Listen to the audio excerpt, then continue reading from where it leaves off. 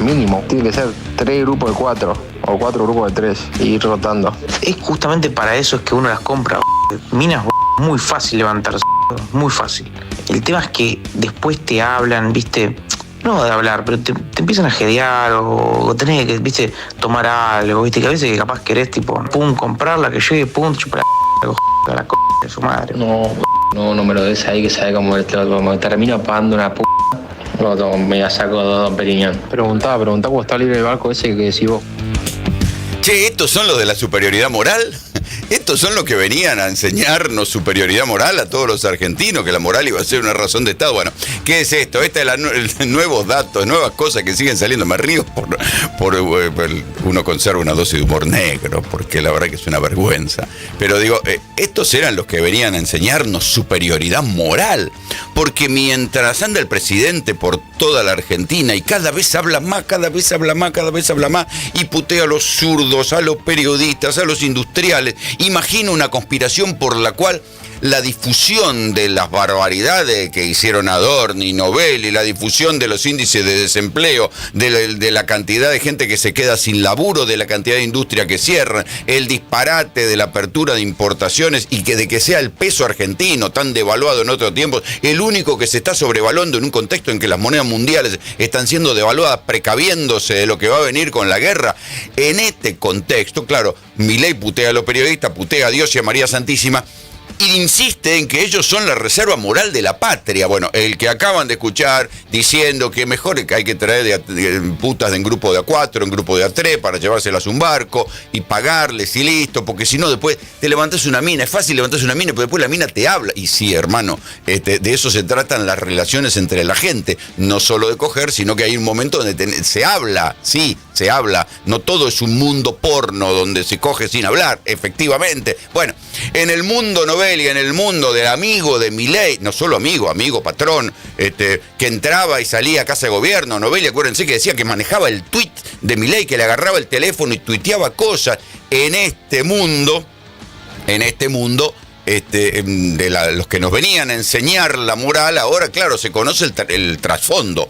Y el trasfondo de este discurso de que ellos son la moral y los zurdos son los que quieren robarte la plata por envidia, ahora lo van a escuchar a Milei diciendo esto porque lo dijo ayer, aparece el revés de la trama, y el revés de la trama se ve en el teléfono de Novelli. Insisto, pericia judicial, datos comprobados, audios que están homologados por la justicia, aunque el gobierno diga que las pruebas fueron adulteradas. ¿Quién va a meterse en adulterar un audio de Novelli? Bueno, en este mundo, acá se ve el contraste del doble discurso, de la doble moral, del truchado de datos, porque mientras la economía real se cae, ellos te dicen que vamos camino a Disney. Después cuando uno lo analiza, dice, bueno, ok, puede ser que haya un cambio de matriz productiva, que la Argentina mute de ser un país agrícola a ser un país de exportaciones energéticas, pero esto es para tomárselo muy en serio. Y ese tránsito no es un tránsito sencillo como para poder levantar el dedo y tratar de boludos a todos los que dicen, che, cuidado con esto, que va a caerse gente del mapa. Bien, en este mundo donde Milei nos viene a enseñar moral, su amiguito, el arquitecto de la criptoestafa libra, Mauricio Novelli, pide putas en grupo de A3 o de A4. La medida no solo que es eficiente, sino que además dijimos que era justa, es eficiente y además ganan 48 millones de personas y pierden un conjunto de chorros. Ahora la pregunta es como tal cual dice acá. Ahora ustedes, los que defienden estas barbaridades, van a ser aplaudidos y ponderados por los monopolistas. Es decir, por los empresarios prebendarios que le ponen tonelada de guita a los periodistas. Y entonces ustedes se encuentran con que ustedes hacen algo por el favor, digamos que es a favor de los argentinos de bien, y se encuentran con que lo están sacudiendo los periodistas y que atrás de eso están los empresarios prebendarios. Todo en contra de los argentinos de bien. Y además los políticos chorros. Bueno, yo me voy a dar vuelta. Ustedes me pueden ver en YouTube, si atrás mío tengo algún empresario prebendario. No, la verdad que tengo este pastito trucho, digamos, que decora la pared, un monitor que dice Splendid.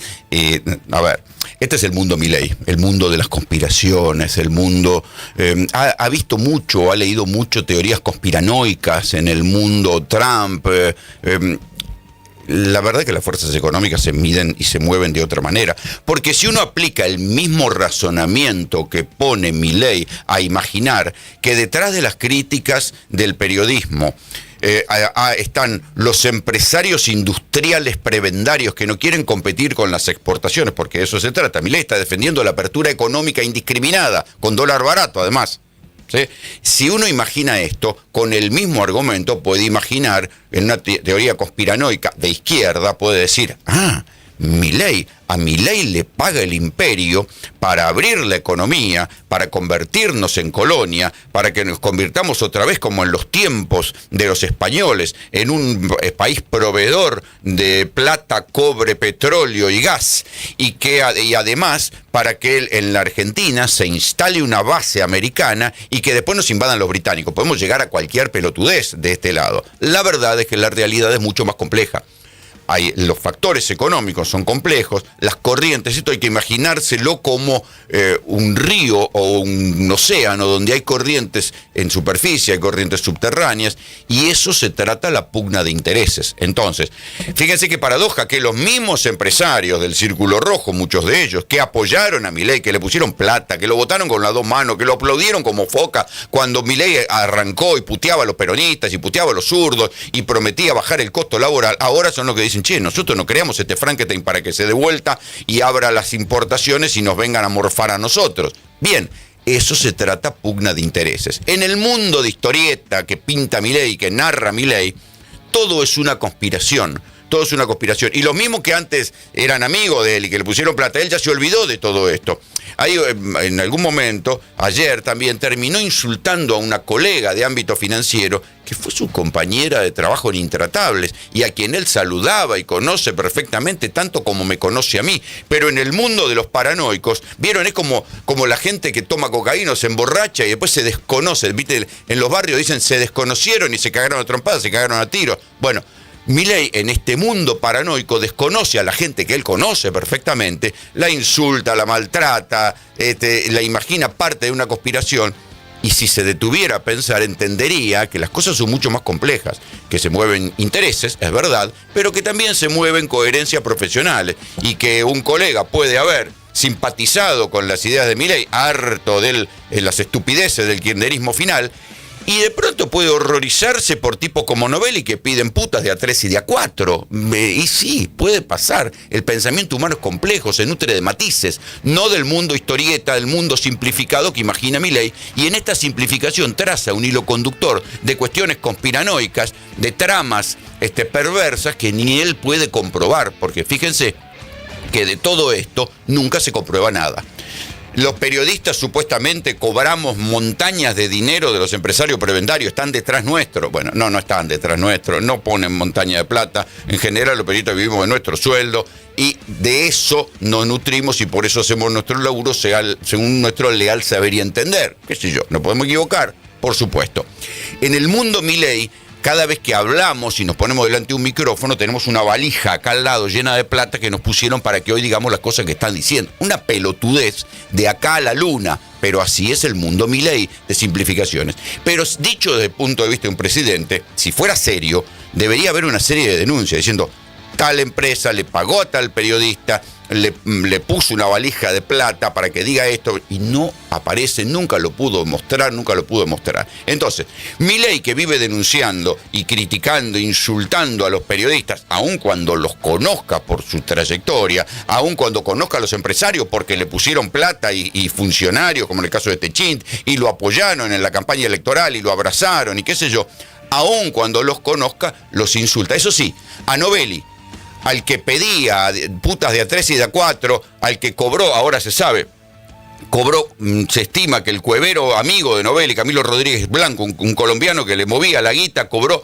calculan que millones de dólares, entre 4 y 5 millones de Davis de transferencias que le mandó el anteojudito estafador. Bien, ese muchacho se calcula que cobró entre 4 y 5 millones, recibió entre 4 y 5 millones de dólares de Hayden Davis, guita que fue a pagar a la Novelli, que como yo les conté ayer, quería comprar un Rolex carísimo, un BMW de $100.000, un lote de $1.200.000, todo esto cash porque tenía problemas con el blanco, decía Novelli. Y estos son los que nos quieren venir a enseñar moral. Eso sí, A Novelli, Milei nunca lo insulta, nunca lo putea, nunca lo llama empresario chorro, prebendario, nada de eso. Con Novelli, Milei no se mete.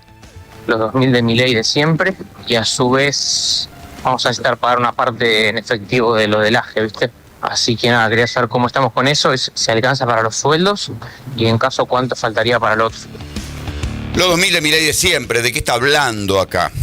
Esto es importante saber que hubo un periodo donde Mauricio Novelli, que tenía esta empresa de traders, de escuela de traders, donde tenía a Milei supuestamente dando de vez en cuando una clase, le pagaba a Milei $2.000 por mes. ¿Le pagaba $2.000 por las clases? Bueno, los docentes de la UBA estarían envidiando este tipo de sueldo. No le pagaba solamente por las clases, sino que le pagaba a Milei en tanto influencer. Hay que recomendar que Milei recomendó 2 veces monedas vinculadas a Novelli, que terminaron mal. Una terminó en una semi-estafa, pero que rápidamente la cubrieron y repusieron la guita, pero podría haber sido una estafa. Y entonces Novelli lo tenía a sueldo a Milei cuando era diputado. Lo que deberá investigar algún día, si es que alguien lo investiga, muchachos, todo este escándalo que estamos escuchando, lo curioso es que el fiscal Eduardo Tayano no mueve un papel, no cite a nadie a declarar, se lo piden los diputados de la Comisión Libra.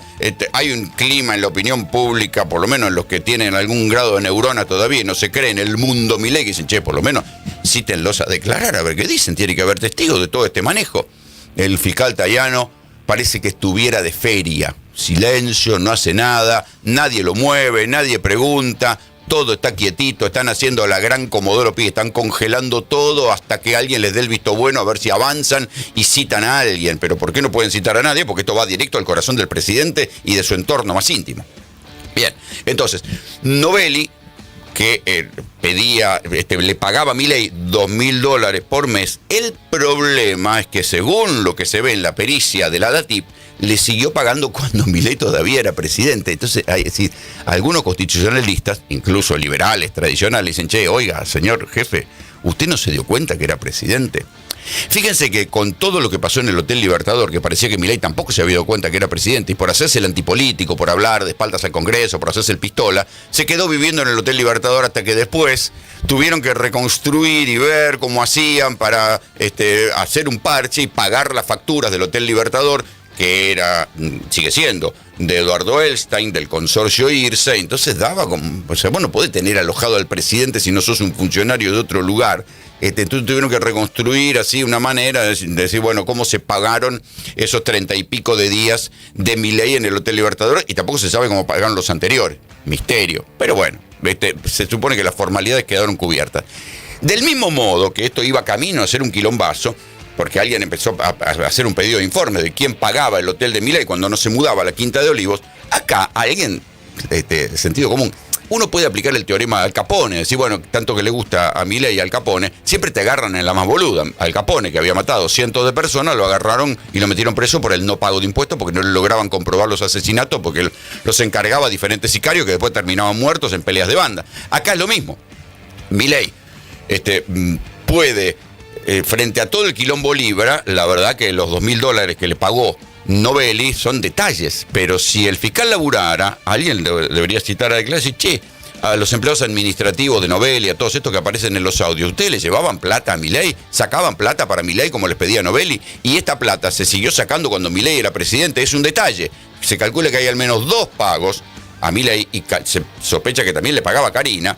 Cuando ya Milei era presidente, seguía cobrando de Novelli, algo que, insisto, puede parecer una pelotudez, un detalle en el medio de todo este quilombo, pero a los efectos de los detalles muchas veces suelen ser los que más complican a los presidentes, de haber dejado un cabo suelto en el choreo. Bien, después lo de la criptoestafa Libra es un choreo mayor, es un entramado mayor, pero más difícil de comprobar. Los pagos a Novelli, de Novelli a Milei, son fáciles de comprobar. Eso sí, siempre recuerden, cada vez que yo les cuente las andanzas de Novelli, recuerden que Milei es el faro moral de la Argentina y del mundo. Lo mismo que pasa en toda sociedad que empieza a prosperar, empieza a haber que un conjunto de envidiosos hijos de remil puta que empiezan a clamar por la distribución del ingreso. Y esto también hay que decirlo. El motivo que mueve a los socialistas es la envidia. Es decir, y se lo tienen que decir en la cara hasta que sientan vergüenza de ser zurdos. Bueno, a ver. En un primer momento, cuando Milei recién asume, hay un encuentro con empresarios, donde al cabo del encuentro varios empresarios importantes, de los que ahora están preocupados porque Milei se dio vuelta y se convirtió en un Frankenstein que viene a morderlos a ellos, se preguntaban, che, pero ¿está bien este muchacho? Como queriendo decir, está un poco incoherente, está un poco como desubicado. Esta es la lógica de la gente que tiene mano a mano a los tipos del poder. Nosotros que los miramos con más distancia, vemos que hay una lógica del poder y de las corrientes económicas que muchas veces depende poco de los hombres. Pero a la luz de declaraciones como estas, uno puede volver a hacerse la misma pregunta. Che, pero ¿está bien este muchacho? ¿En serio? ¿En serio él cree que la gente que reclama que se redistribuya mejor el dinero en la Argentina es por envidia? La gente que se queda sin laburo lo que hace es reclamar por envidia. ¿Envidia de quién? Lo que quieren el laburo. Entonces, a mí lo que me preocupa es que un presidente, porque en definitiva sigue siendo el presidente de todos nosotros y lo va a ser por 2 años más, que un presidente esté tan obnubilado, por decirlo de alguna manera elegante, que no entienda que la gente reclama por necesidad. Seguramente puede haber vivos que reclamen por picardía política, dirigentes, cosas por el estilo, pero los 300.000 personas que se quedaron sin laburo, el punto que subió el desempleo, la gente que tenía un laburo en blanco en FATE y ahora se fue a laburar en un Uber, toda esa gente creen que reclama por envidia. O sea, hay una diferencia entre envidia y necesidad. Y si los dirigentes, y hay dirigentes políticos que se ponen al frente de esas luchas y reclaman y se convierten en la voz de esa gente que tiene necesidades y reclama que les resuelvan o los ayuden a tener laburo, bienvenidos sean. Es lógico que haya gente que se ponga al frente de esa gente caída del mapa y reclame y tenga más agallas o más capacidad o mayor visión y se pongan al frente de esa gente para reclamar contra las injusticias. Eso es envidia. Por eso digo, hay que estar atentos a este mundo de caricatura que construye Milei, porque cuando lo rascas un poco, los argumentos no se sostienen. Dirigir luchas es envidia. ¿En qué mundo vive? Mejor dicho, sí, sabemos en qué mundo vive. Vive en el mundo de Adam Smith, en el siglo XIX, cuando el capital crecía y la gente la pasaba cada vez peor. O sea, en ese mundo, que es ese mundo de la injusticia social extrema el que pergeñó y generó otro monstruo que fue el comunismo, que se demostró cuando el comunismo en su variante leninista tomó el poder en la Unión Soviética y mató tanta gente como Hitler. Ese es el curso de historia. Pero retroceder al siglo XIX tampoco es una opción. Y Milei lo que está pensando en su cabeza es que todo lo que no se adapte a ese mundo donde el capital hace lo que se le da la gana y la gente se jode, es una conspiración de socialistas envidiosos. En el fondo, el trabajo no es ni más ni menos que ocio puesto a disposición en el mercado. ¿Qué es lo que ocurre? En ese contexto donde ustedes valoran su tiempo, hacen una mejora y eso hace un salto de productividad. Eso se llama progreso tecnológico. Con la misma cantidad de tiempo producen más. O sea, con la misma cantidad de insumos producen más. O pueden producir lo mismo, pero trabajando menos o con menos insumos. Eso es el progreso tecnológico. Es decir, el señor Adam Smith lo había visto. Bueno, ahí tienen la falacia del argumento que acaban de escuchar de Milei. Los que venían en la revolución industrial, los que abandonaban en la Inglaterra del siglo XVIII, XIX, del XIX, los que abandonaban los campos en la Francia un poquito posterior, los que llegaban como inmigrantes a los Estados Unidos, no lo hacían, no abandonaban los campos y se metían a trabajar en condiciones inhumanas, 12 horas por día, los pibes laburando desde los 8 años, en lugares llenos de carbón. No lo hacían por ocio, lo hacían para no morirse de hambre. A ver, ¿qué parte no entiende? Entonces, acá está el argumento de idealizar el mundo antiguo para decir, los socialistas convirtieron a la Argentina en un lugar invivible. Un momentito, acá no hubo socialistas. Por otra parte, lo que hubo fue un movimiento, lo más parecido es el peronismo, y podemos discutir como cuán de izquierda era, pero el punto crucial es que los trabajadores no van a vender su fuerza de trabajo por ocio. van a vender su fuerza de trabajo por hambre, por necesidad, porque tienen que darle un futuro a sus familias. No es por ocio que uno va a laburar. Si uno tuviera los medios necesarios, no es porque uno no va a laburar porque está aburrido, va a laburar porque necesita la guita, tan sencillo como esto. Entonces, el presidente, que se dice un experto en economía, un candidato al premio Nobel de Economía, dice estas barbaridades que son mentiras. Así directamente, es falso. En cualquier facultad de economía, en cualquier facultad de la orientación que sea, desde ultraliberal a marxista, cualquier facultad de ciencias políticas del mundo, le van a decir, che, hermano, la gente no va a vender su fuerza de trabajo por ocio, la va a vender por necesidad, porque si fuera por ocio se quedarían rascándose el higo en la casa, así es sencillo. Entonces, él a partir de una premisa falsa hace todo un razonamiento para justificar que haya desocupados. O sea, entonces es falso, es un argumento falso, otra vez un político mintiendo. La verdad que fue una semana, fueron 4 días intensísimos y nos fue espectacular.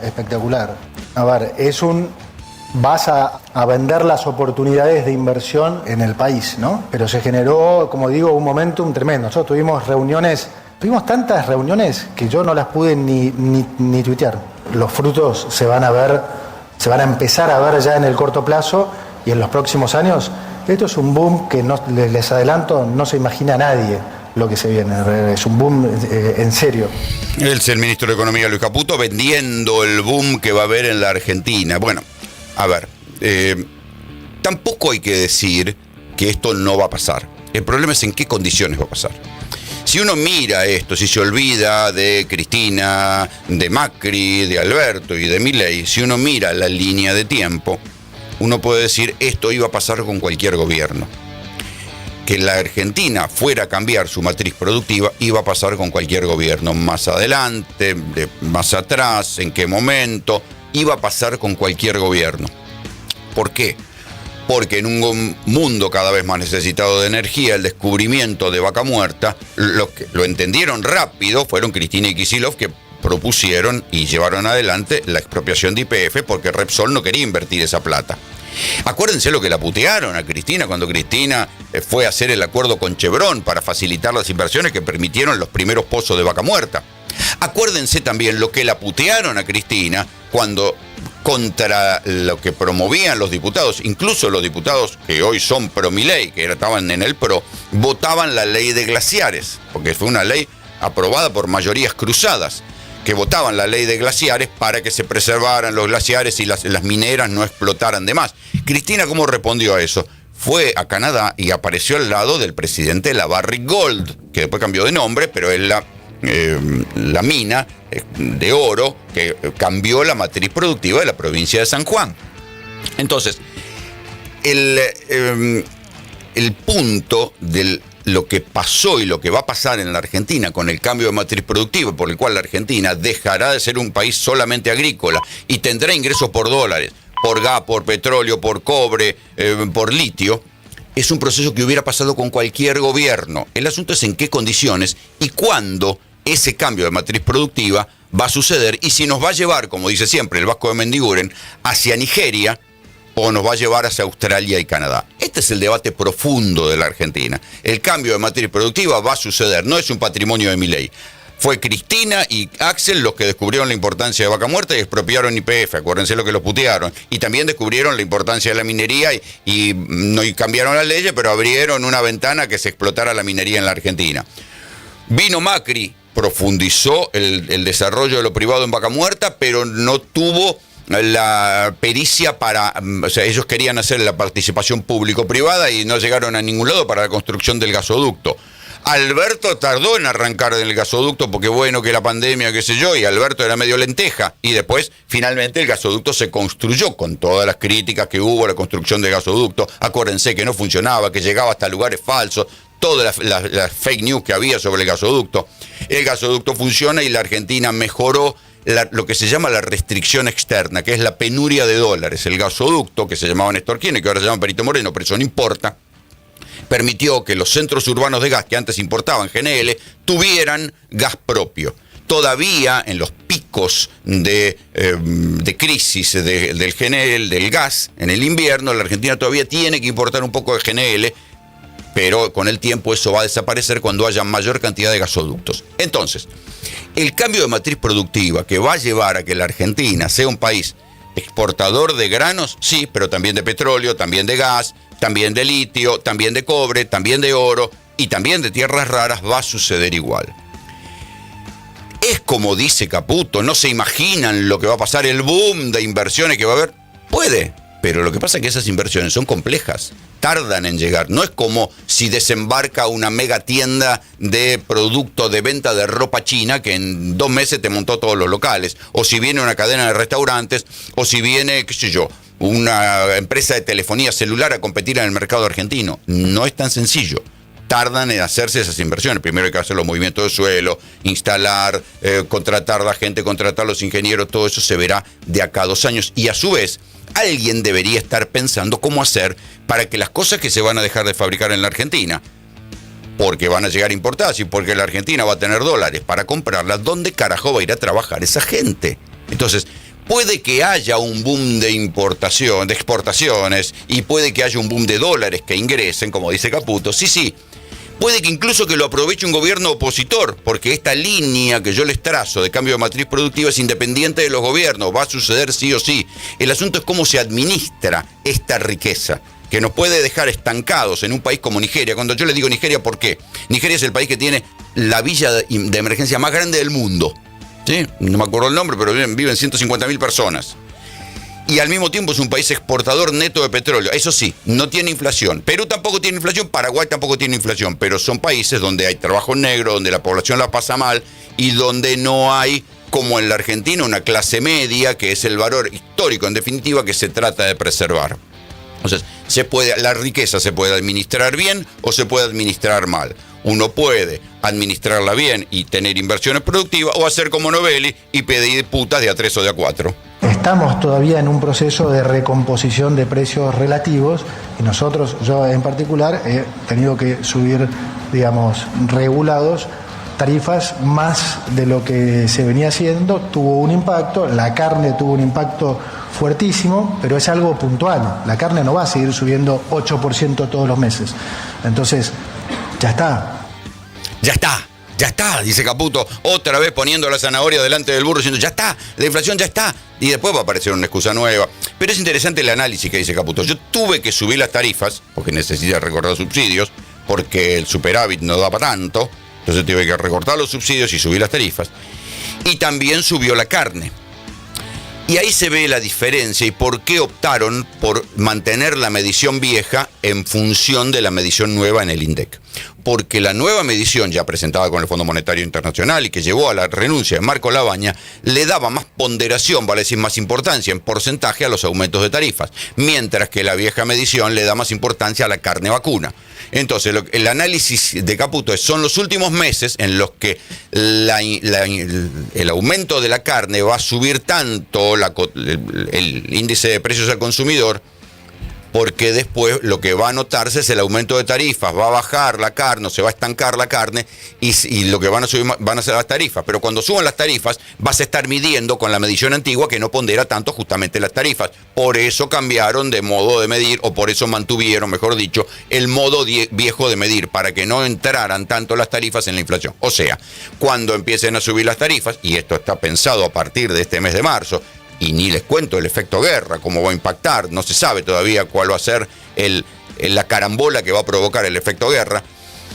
Las tarifas van a subir más y esto no se va a ponderar tanto porque se va a estar midiendo con el viejo índice que ponderaba más la carne vacuna. Ojo.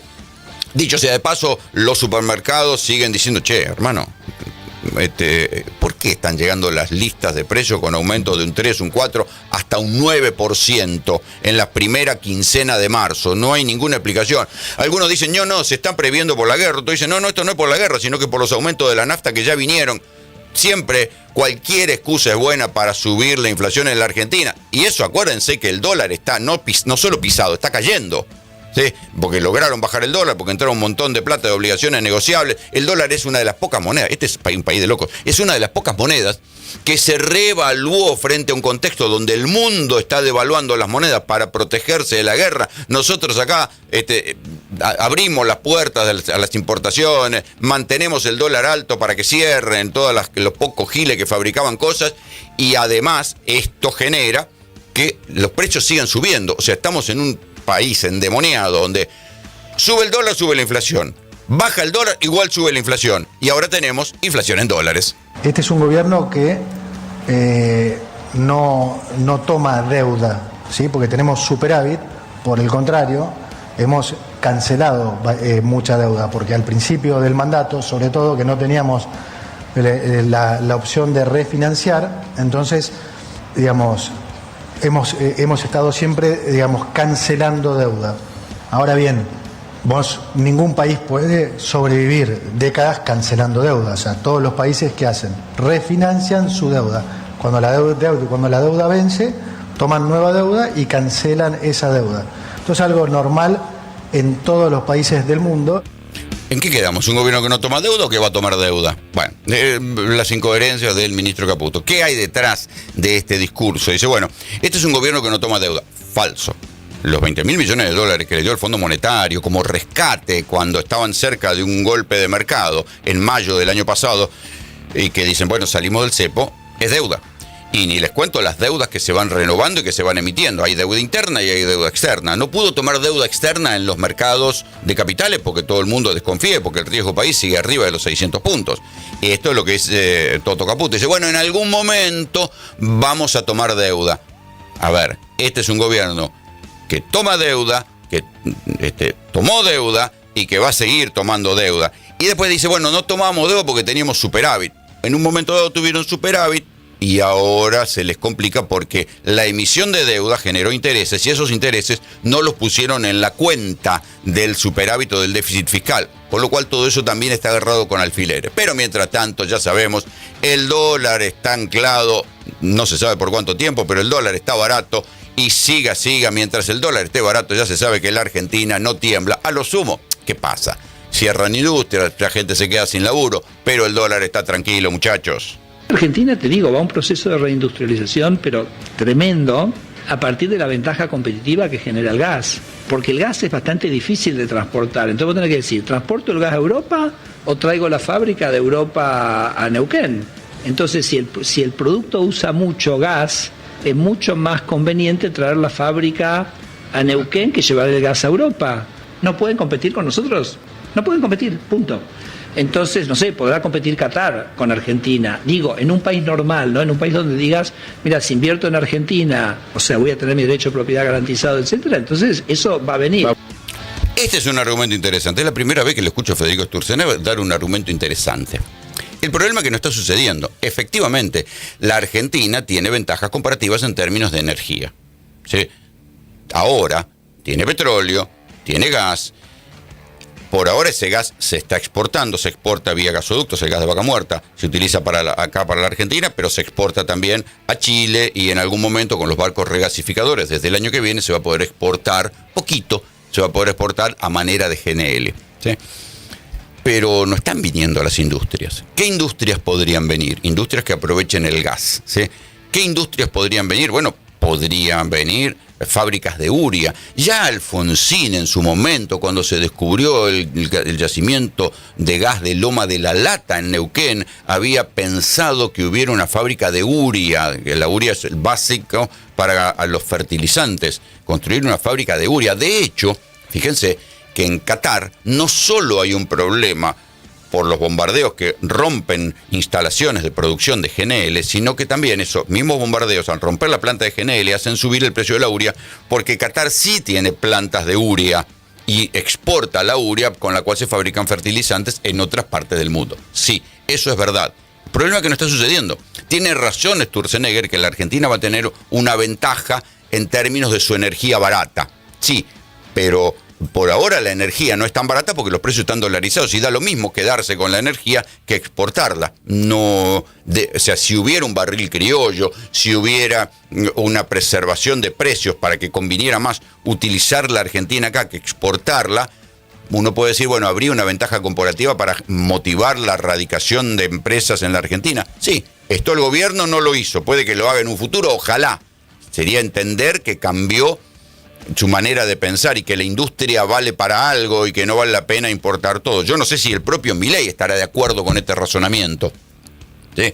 Porque en la práctica el litro de petróleo en la Argentina o el barril de petróleo está a precio internacional y no hay mucha estímulo a que el petróleo se quede en la Argentina. Lo único que hicieron apenita fue subir un poco las retenciones. Cuando arrancó la guerra, subieron un poquito las retenciones al petróleo para que amortiguar un poco el aumento de las naftas. No hicieron mucho más, o sea que si Sturzenegger tiene razón y la Argentina va a ser un país que va a ofrecerse a inversiones extranjeras porque tiene energía barata, bueno, tiene que tomar alguna serie de medidas que van en contra, por lo menos, de la biblioteca de Milei. Permito decir a muchos los que habitan en este país, y eso me permite decirles que estén tranquilos. El PRO jamás va a ser un obstáculo al cambio. Y quiero ser muy claro, no vamos a hacer oposición, no vamos a boicotear ninguna ley que haga bien al país, no vamos a darle ninguna excusa al populismo para volver. Eso no va a pasar, nunca, no va a pasar nunca. Volvió el tío Mauricio, volvió Macri ayer en un encuentro del PRO y lo que estaba diciendo, vamos a traducir y leer los títulos, decir, bueno, nosotros siempre vamos a ser parte de la derecha liberal, de esto se trata el cambio, de un cambio de aplicación de políticas liberales, que en el caso de Mauricio Macri las quería aplicar con guante de seda, en el caso de Milei las aplica con motosierra, pero dice, bueno, nosotros no vamos a hacer un obstáculo al cambio. ¿Qué quiere decir esto? Que si presentan candidatos propios en primera vuelta, en segunda vuelta van a votar por Milei o por quien represente, quien haya quedado en el espectro de la derecha liberal. De esto se trata, o sea, si alguno pensó que en algún momento el PRO iba a juntarse con otras opciones de centro para hacerle fuerza a Milei desde otro lugar, Mauricio Macri ayer cerró el camino. La incógnita que quedó es que como no aparece ningún candidato, mejor dicho, no aparece ningún voluntario, porque en las encuestas hoy de opinión, el PRO tiene la misma intención de voto, ojo, que Miriam Bregman. O sea, Mauricio Macri tiene la misma intención de voto que Miriam Bregman. El PRO está en el 5% y la izquierda también. O sea, fíjense hasta qué punto Milei los arrasó y los carcomió y se llevó sus votantes. Entonces hay que ver si hay un valiente que se presenta como candidato del PRO a la presidencia para luego después entablar algún tipo de alianza en segunda vuelta, o si, como hicieron, no sé, referentes del PRO que ayer estaban en el Congreso del PRO en Parque Norte, como hizo Rogelio Frigerio, que unió sus listas con la Libertad Avanza, como hizo Diego Santilli, que directamente integra el gabinete de Milei. Entonces, hay que ver finalmente si al PRO le queda algo como para presentarse como opción independiente, más allá de que después en segunda vuelta vayan a votar por Milei, o si no van a encontrar ningún voluntario. Y si es Mauricio Macri el que se tiene que presentar, como dijo ayer María Eugenia Vidal, que sea Macri el candidato en el 2027, el candidato a la presidencia, ya que quiere mantener la autonomía del PRO. Con la misma honestidad con que reconocemos lo que se logró, tenemos que reconocer todo lo que todavía no está resuelto. Como se dijo, el equilibrio fiscal es un logro histórico, la estabilización era indispensable, acá nadie lo discute. Pero hay una diferencia enorme entre estabilizar y construir, entre parar la caída y empezar a subir, entre el primer paso y el próximo paso. Cuando uno construye una casa, el primer paso es demoler lo que estaba mal, pero si la obra se detiene ahí, no tenés una casa nueva, tenés un terreno vacío. Y los argentinos necesitan una casa. Construir una casa es exactamente lo que viene. Construir algo sólido, algo que dure. Bueno, ahí lo tienen a Macri en esas metáforas. ¿Se acuerdan cuando decía que había viento de cola, había viento de frente, pasaron cosas? Esas metáforas elementales que le encantan a Macri cuando tiene que explicar situaciones más o menos complejas. Bien, ¿qué es lo que está diciendo Macri? Porque también hay que traducirlo. Lo que está diciendo es decir, bueno, valoramos los logros de Milei, que después lo podemos discutir, porque en definitiva la inflación está en un 3%, que es más o menos la misma inflación que tenía Macri cuando se fue. Esto que se llama estanflación, una caída recesiva, salvo en algunos nichos hiperproductivos de la Argentina, pero una caída general en los sectores de consumo y los sectores que generan laburo, más una inflación sostenida, una inflación de costos que no baja. Entonces fue el mismo error metodológico, el mismo error de biblioteca que le costó a Mauricio Macri perder las elecciones con Alberto Fernández. Milei mantiene más o menos la biblioteca corregida, aumentada y más a la derecha, y le está pasando lo mismo. puede que deje de pasar, puede que gane las elecciones, sí, pero a la foto de hoy le está pasando lo mismo. Caída de la actividad económica, más allá de algunos sectores hiperproductivos, y despido y problemas en el consumo. Se conoció una encuesta, por ejemplo, hecha en supermercadistas, que dicen, ¿cuál es el principal problema que tienen hoy ustedes? La falta de consumo. No hay gente que venga a comprar, la falta de demanda. Entonces, esto genera este diagnóstico que algunos economistas, ortodoxos incluso, empiezan a decir es esta inflación. Y es similar a lo que le pasó a Macri. Sí, una inflación en un núcleo duro del 2,5-3% que no logran bajar, aunque tengan el dólar pisado. Macri también tenía el dólar pisado hasta que se le disparó el dólar después de las PASO. Y sin embargo la inflación seguía creciendo. Es el mismo fenómeno que pasa ahora con Milei, solo que más rápido y en situaciones más extremas. Macri dice, nosotros somos la variante prolija, no somos el ajuste salvaje que hizo Milei. Milei ya hizo el trabajo sucio, nosotros ahora podemos construir la casa. Las diferentes fuerzas y sectores políticos que bueno, que están también, después de la historia que venimos llevando, alguna de ellas muy complicada, pero que se está replanteando su posicionamiento. No es mi tarea ni mi responsabilidad ni lo que quiero hacer, indicarle a nadie a dónde tienen que ir o cómo tienen que posicionarse con respecto al gobierno de Milei. No, creo que no nos corresponde a nosotros, sí, como decía recién, una convocatoria amplia. Después veremos, porque esto obviamente está muy lejos de ser un planteo electoral, es un planteo de fuerza política, de coordinar desde sectores y articular con expresiones que quieran trabajar en esa construcción de la alternativa. Cada vez más lanzado a una campaña electoral, que todavía dice que no. Bueno, Axel Kicillof ayer presentó en Ciudad de Buenos Aires su movimiento Derecho al Futuro. Lo mismo que había hecho el día anterior al presentar el Instituto Derecho al Futuro, donde van a pensar políticas públicas para oponerse en una eventual candidatura presidencial a Milei. Pero siempre, prestenle atención, Axel termina diciendo, bueno, esto tiene que ser una convocatoria amplia. ¿Por qué insiste tanto en esto de la convocatoria amplia? Porque sabe que con el kirchnerismo puro no alcanza, con el justicialismo puro no alcanza. Y cuando dice convocatoria amplia, lo que está diciendo, bueno, hay que convocar a los gobernadores justicialistas que están más a la derecha o están más cercanos a Milei que al peronismo tradicional. Por ejemplo, ayer Milei habló en Tucumán al lado del gobernador Jaldo, que se supone que ganó las elecciones, con el apoyo de diputados y senadores e intendentes peronistas puros. Y sin embargo estaba al lado de Milei y le votó a todo a Milei en el primer momento, después no, y ahora le volvió a votar todo. Y es un gobernador peronista. Y también va a haber un tironeo entre Macri, que va a querer seducir a los que quede de la Unión Cívica Radical, y Kicillof, que desde este peronismo de buenos modales va a intentar seducir a lo que quede de los radicales que han sido opositores a Milei. Y en el medio empieza a haber un armado liderado por Pichetto que busca seducir a los libertarios enojados, a los del PRO enojados, siempre enojados todos con Milei, y a ver si logran armar un peronismo de centro que no va a estar ni con Cristina ni con Axel, y armar algún tipo de peronismo de centro que pueda a su vez seducir a otros peronistas que no quieren saber nada ni con Axel ni con Cristina. Por ahí se empieza a perfilar el espectro electoral, ya, ahora, porque falta mucho para el 2027, pero la discusión arrancó en marzo, una vez que se vio la caída de Milei en las encuestas, porque si Milei no hubiera caído tanto en las encuestas, no habría tantos sacando la cabeza y diciendo, che, a lo mejor hay posibilidad de que en el 2027 la presidencia cambie de signo.